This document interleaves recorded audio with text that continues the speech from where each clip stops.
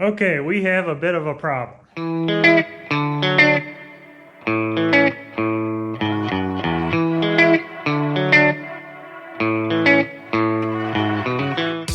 I went to try to start it. I was going to back it up on some blocks so I could put the belly pan covers back on it. And all it does is click, but it won't start. So I did a little investigation. I checked some fuses. Those were all good. I know the relay was good because I could hear it clicking. It was like the starter wasn't getting any power. So I went and I looked at it. I followed the wire and let me see. You can see this wire here. That's the battery cable that goes to the starter. It looks like the connector, that ring terminal on the end, it broke off. And it is wire's just hanging there. So the starter, excuse me, the starter's not getting any power. So I got to figure out how to get that big cable out of there. And hopefully someone's got it where I could get it in today. I'm going to see if I can maybe just get that end at like an electrical supplier and get a new end crimped on that, because I'm sure that harness is pretty expensive. So I'm going to do a little investigating and see how this thing's routed through there. Hopefully it just goes from the starter to the battery, but I'm sure it's not going to be that simple. It just never is. So it's always something. So I'm going to do a little digging on this, and once I get it figured out, I will bring you back. Okay, I got the battery out, and I kind of see where it goes. It goes to like I don't know if it's a circuit breaker or some type of relay block there. And it goes down, it hits the alternator, which is right there. And then it goes to the starter. So there's like 2 or 3 different wires coming off of it. It looks like they're all molded together, and they go through a couple of brackets. I can get the wire off there. The alternator looks like that's going to be a little fun. Getting the brackets to where the wire's tied down is probably going to be the most difficult part of it. But at this point, I don't think we really have a choice. I can't pull enough of that battery cable up to where even if I was able to find an end to put on it, I don't think I'd get the crimper tool in there to crimp the end on. So either way, I think the whole cable's got to come out, whether I can fix it or I have to get a new one. But I don't think I can do it in the machine. So I'm going to try to see if I can snake it out of there. It's kind of weird. I had the same thing happen on my dump truck this past summer. The same thing. That one, it was an old salt truck, so rust and corrosion's pretty bad on it.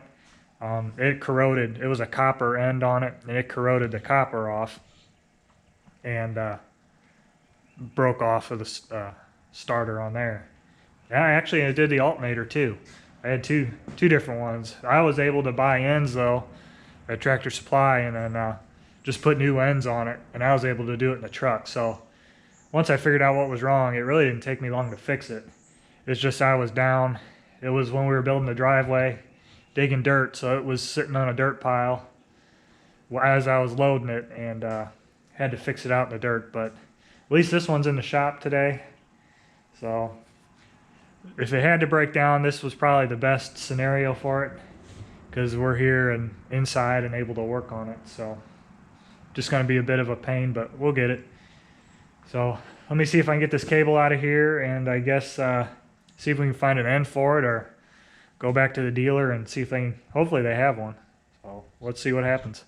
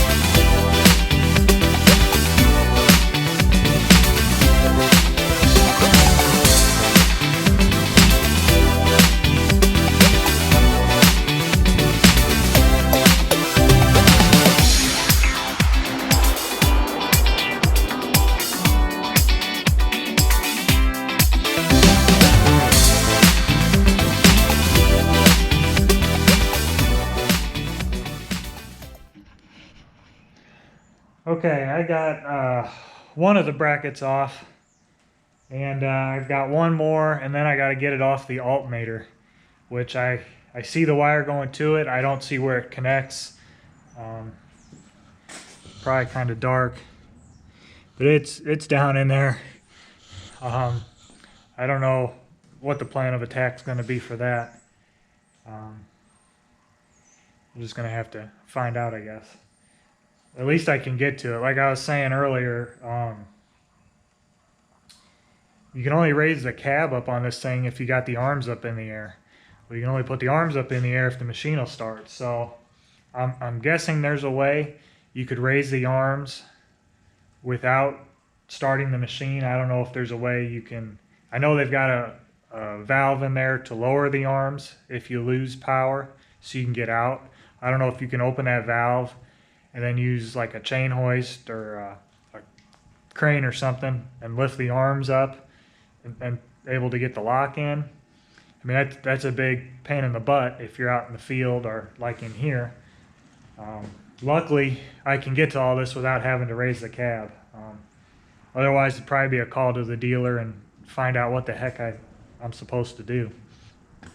But I think I can get it all from the back here. I took the battery out, so I got this opening here I'm able to work through, and I can stick my arms through here. We're just gonna have to get in there and wrestle it out. So I'm gonna set you down and you can watch while I try to get this cable out of here.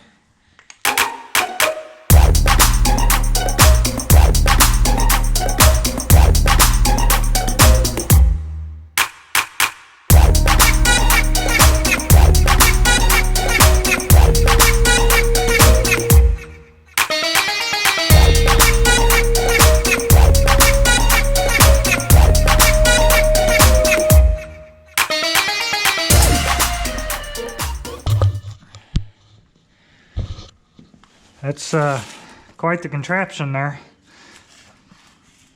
But here's our problem.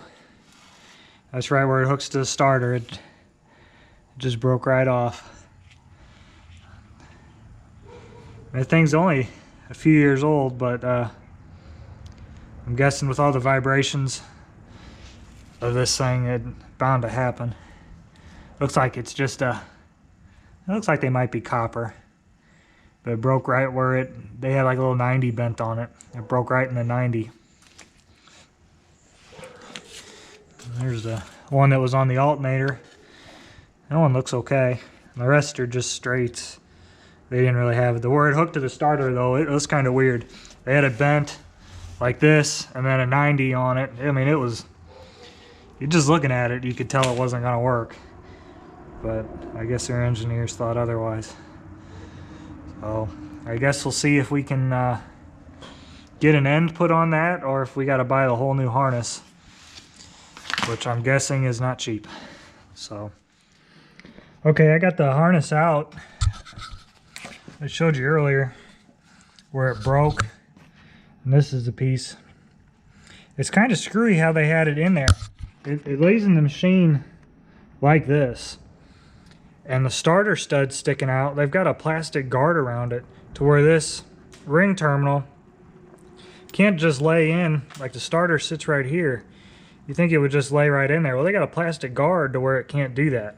It's got to go on top of it, and it's kind of bent like so, where this ring terminal had a 90 bent on it. And I guess from all the couple years or 1,000 hours of vibrating is why it broke loose.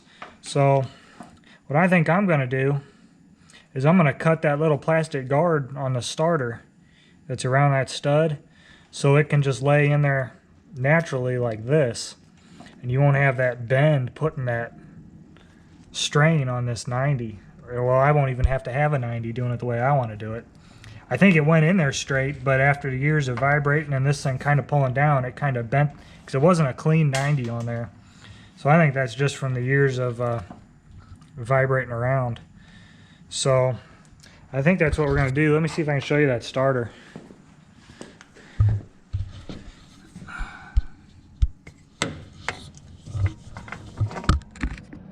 know if you can see that or not on that stud right there, but it's got that little half moon plastic around it. So I think if I notch that out, if I notch it out just on the side, I should be able to line that new ring terminal in there. I looked to get a new harness. This harness here is $160 from the Case dealer, and they're about a good hour's drive, so $160 plus an hour there, an hour back. I run down to the parts store. I bought these solder-on ring terminals. So I'm just gonna solder a new ring terminal on this end, and hopefully that'll get me by. We're gonna see. I would think it would last. I mean, it can't be any worse than what the way it came from the factory. So we're gonna give it a try. If it doesn't work, I'll order the $160 harness. But this ring terminal was $3, so it was about 5 minutes down the road. So it's going to be worth a shot and save a bunch of money if it'll work. I think it will. I've done it in the past and never had any issues. So we're going to go ahead and cut the old one off and solder the new one on and try to get it back in the machine, and hopefully we can get everything bolted up. So let's see what happens. Okay, here's my setup. I cleaned the inside of that out real good. Made sure the wire was good. I only had one little strand that I had to cut that didn't make it in there, but I think it'll be all right. It's definitely worth a shot. So I got some solder here, a torch. I wish I had a smaller head, but I don't. So we're gonna have to just make this work. So let's give it a try.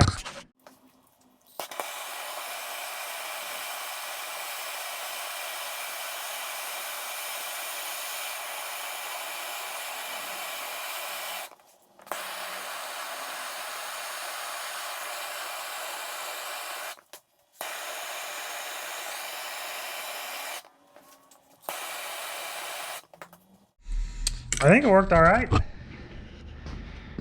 It sucked it in. I always learned the key to using the solder is heating the opposite side and try not to melt the solder, let it draw it in. So I saw it drawing in. I fed quite a bit in there. I might get a rag and cool that off.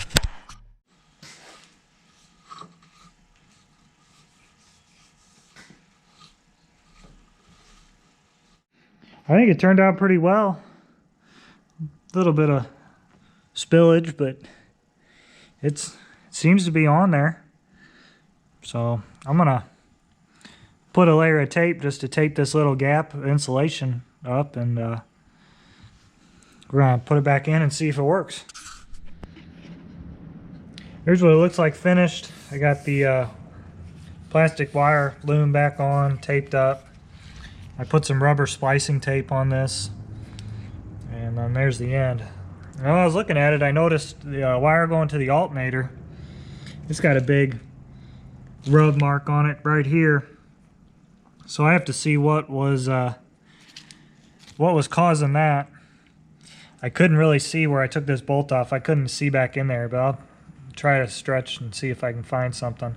I got some of this hydraulic hose sleeve. I might cut a piece of that and wrap that whole wire in the hydraulic hose sleeve. This stuff takes quite a bit to wear through compared to this cheap plastic stuff. So I'm gonna cut this, peel all this off and tape that, and then we'll see what was causing that, if it's something I can move. This wire was pretty tight in there, so who knows what that was. We'll check it out. So let's see if we can get it back in there. Alright, I ground off a little bit of the plastic on the starter. I got the wire harness back in there. I forgot to grab the camera right before I did that, so I at least got it in there. I don't have it anywhere close to where it needs to be. It's going to be fun, but I think one way or another we got to get it in there, so let's see what we can do.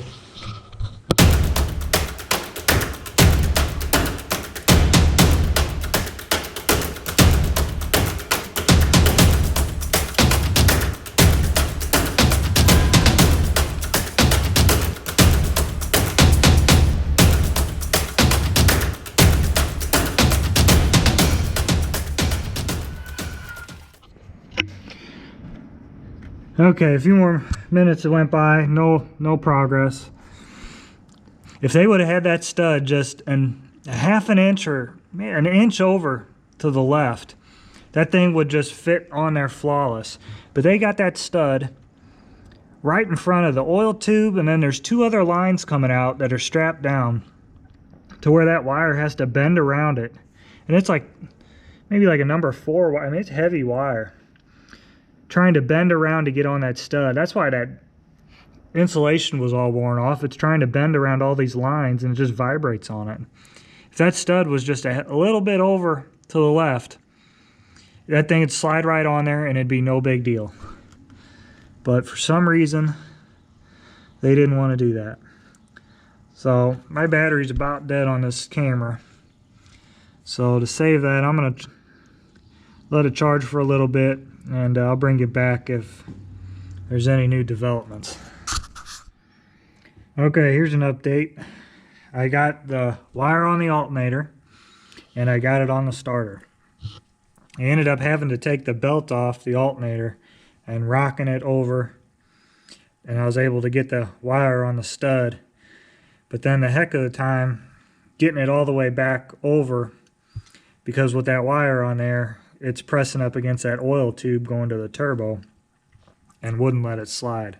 So I fought that for probably an hour, but it's on there now. Got the wire back there on the starter. Like I said, I modified the little plastic shield a little bit, went in there with a die grinder and cut it so where that wire isn't making that weird bend. More of a natural curve to it now. I would have filmed it. My battery was about dead on the camera. And frankly, you guys weren't missing much, just a bunch of curse words and time staring at me with my hands down in there. There wasn't really much to see, so we got it in there. We're on the home stretch now. I got one piece of this plastic wire loom down here that's kind of broken up. I'm gonna replace that real quick, plug that back in, and then I got one more fastener for this battery cable, and you throw the battery in and we should be ready to go. And actually a UPS dropped off my oil. That's sitting over there, so I guess we'll do that. I might do that in the morning. It's getting pretty late, so I'm gonna try to at least get this battery cable finished up and start fresh in the morning. Okay, quick update before I got the battery in. I'm really starting to dislike Case. The engineering on this is pitiful. I mean, the way they had so much room, if they could have moved this connector over a half an inch. But how I said I had a wire loom to replace, it was the connector that goes in the back of the alternator. I had it undone so I could tape it, and I figured I could plug it back in after I was done. I put the belt back on. No, you cannot plug that connector in with the alternator in place. Let me show you. You can see down in there. Get my hand down in there. Right here. And then there's this oil tube going to the turbo. You can't get that connector on unless you rock the alternator all the way back over, get it on, hopefully. I mean, that's where it was before, but that's got to be putting a lot of strain on this thing. I mean, all they would have had to do is move this stuff over. You got all this room over here, but they crammed everything. You got the oil tube. There's 3 other vacuum lines going to this turbo actuator. And then there's another small oil line down below, rubbing the battery cable. All of this in this little area. But then over here is wide open. What were they thinking? I mean, this could have been a simple job. And by the way they designed it, I've had 3 hours in this and it's still not done. I got to take it back apart just to plug that connector in. Not happy with Case at all. So I'm going to take the alternator loose again. I'll probably have to knock the belt off of it, rock it over, plug that connector in, and then put it all back together. So I'll get that done and hopefully get the battery in yet tonight. We'll see if it starts. Hopefully it starts. If not, I give up. I don't know what to do. but it should start. Yeah, fun. Not how I wanted to spend my afternoon. Okay, that was miserable. Everything's back together though. Nothing sparked when I turned the master switch on, so that's always a plus. Got the battery back in. I got that plug back on the alternator. Battery cable's in. Whew, that was not fun. I knew it wasn't going to be fun, but that was pretty bad. Case sure messed that one up. There's no reason it should have been that difficult. All they would have had to do was move that thing over an inch, and the clearance, they would have had all kinds of clearance. It wouldn't have rubbed through on that wire. The whole project was based because of bad design. If they wouldn't have designed that terminal on the starter like that, where all that strain is just right on the bend of that terminal, it never would have broke and never would have had to do this job. But they did it that way, and then the design, the way it hooks to the alternator, is just as bad, where the wires are rubbing and chafing. And there's really no way to reroute it. You could do get a custom wire, buy some wire and make your own, but using the factory harness, there's no way to reroute it properly. I did the best I could. Everywhere it was rubbing, I used a hydraulic hose abrasion sleeve. Hopefully that'll be a little better than just the plastic wire loom they had on it. So I did the best I could. Let's see if it works. It's getting late. Hopefully this thing runs. Then in the morning, we'll change the oil on it, grease it, clean it up a little bit, and we're done. So let's see if this thing will start.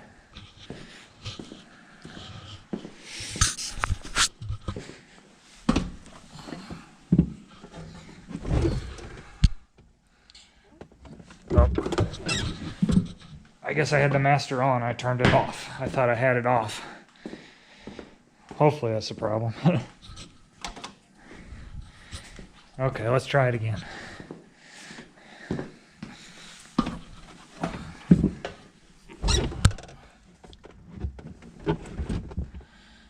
Uh-oh. Okay. Something's not getting power from the battery. Let's see what we got. It turns out I'm an idiot. There was one battery cable.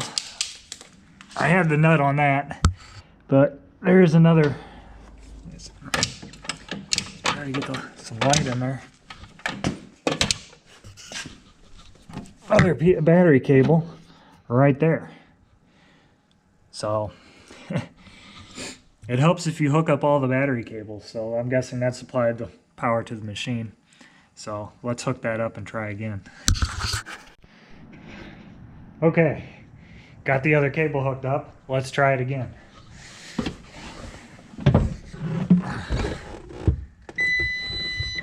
Oh,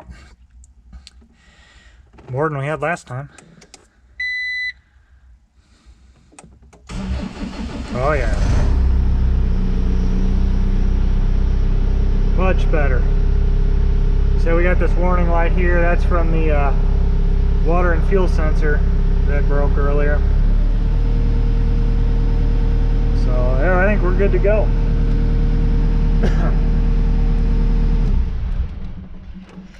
Okay, that was quite the ordeal. Luckily it's done. It's late. I'm ready to go in. So bring you back tomorrow. We'll get the oil changed and get this service wrapped up. Okay, we're finally going to get to this oil change. I've got the oil finally here, 3 gallons. I went ahead and changed the air filter. The oil filter is under this cover here, and then the drain plug underneath. I got the cover to the belly pan pulled already. It's got a quick connect on there. You just screw this hose on there, and it pushes up a little plunger and drains the oil.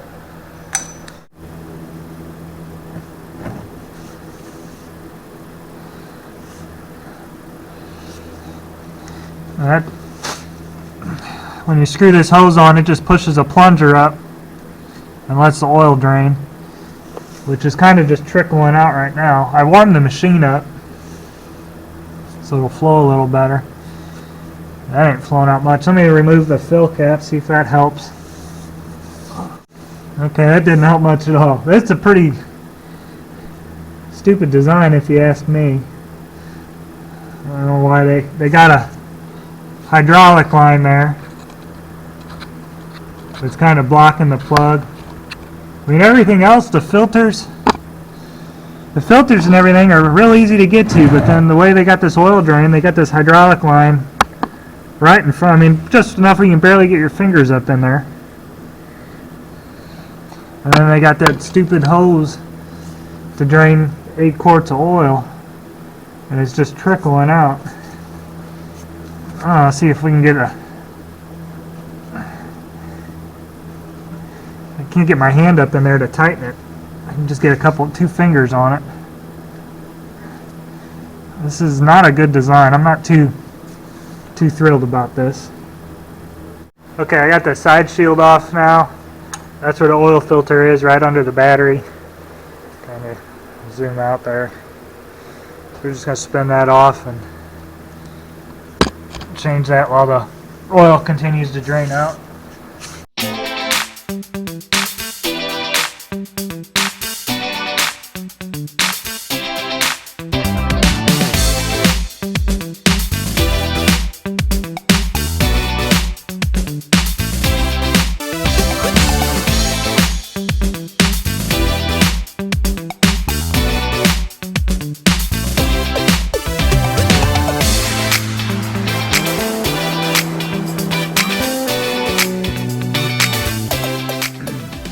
Okay, I got the grease gun out. I'm going to go ahead and grease all the pins.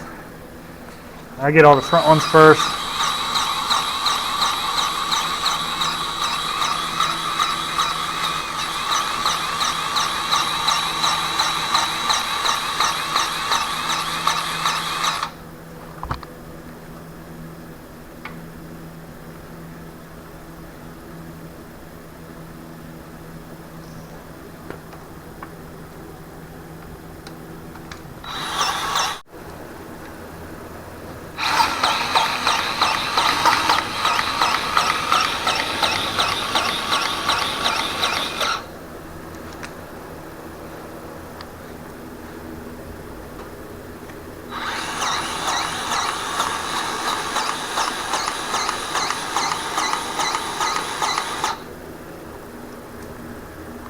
Okay, there aren't too many pins on there to grease, so it actually goes pretty quick on this machine. Especially being a vertical lift. A radial lift's got a lot more fittings because the arm design's a little different. That is something you do every 8 hours or every day you use it. I mean, if you run it most of the day, you grease it every day. It's been a few times. I've run it a few times, just small projects where I haven't done it. So since it's in here getting serviced, it's a good time to take care of that. Everything else looks good on it. So I'm going to go around and clean up all the grease out of these pins. Make sure everything's looking good on it. I'm probably going to wash the windows. You probably ain't going to want to watch me do that. So I'm going to go ahead, take care of all that. I'll bring you back right before I back it out, and we'll call it a day. Okay, we got it all done. I went ahead, I washed the windows, gave it a quick spray detail. Wiped everything down. I got all the pins cleaned up the best I could. So it's ready to go. Should be ready to go for springtime. I got a few little projects I'm going to use it for here yet in the winter. So keep an eye out for those videos. We're starting to haul rock in for the garage, the sub base for the concrete floor, and we're probably going to be topping off some of the rock on the driveway. The ground's starting to thaw out, and we've got a few soft spots. I'm going to try to get some rock in there before it becomes a problem. So a few weeks from now, you should probably be seeing some videos on that as well. So that's where we're going to leave it for today. Don't forget to like, subscribe, and if you can, leave me a comment. Thanks for watching. We'll catch you next time.